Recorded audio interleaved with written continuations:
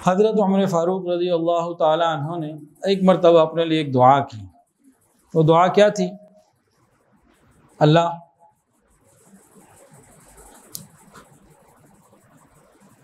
बूढ़ा हो गया, कमज़ोर हो गया, इससे पहले कि मेरी अक़ल में फतूर आए, मेरी गिरफ्त कमज़ोर हो और मेरे फ़ैसलों में वो क़ुव्वत न रहे, क़ुव्वत फ़ैसला न रहे और ये कैफ़ियत बुढ़ापे की आए,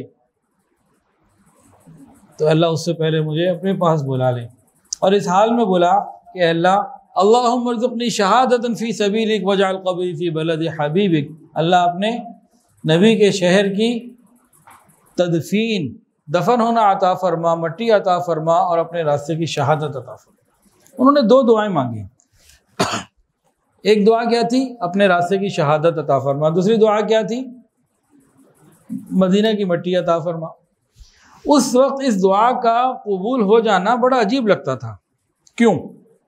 पॉइंट क्या था? साहबा हैरान होते, दुआ कबूल कैसे होगी भाई? बड़ी अजीब, दो मुख्तलिफ चीज़ें मांग ली।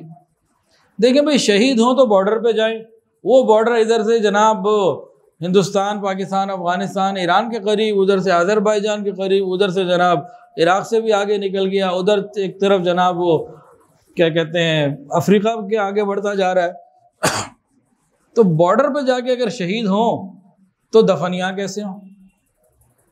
और मदीना में दफन हो तो शहीद कैसे हों? शहीद का तो हुक्म है जहाँ शहादत आ गई बस वहीं दफन कर दो। ऐसे तो नहीं कि सबको मदीना ले आओ।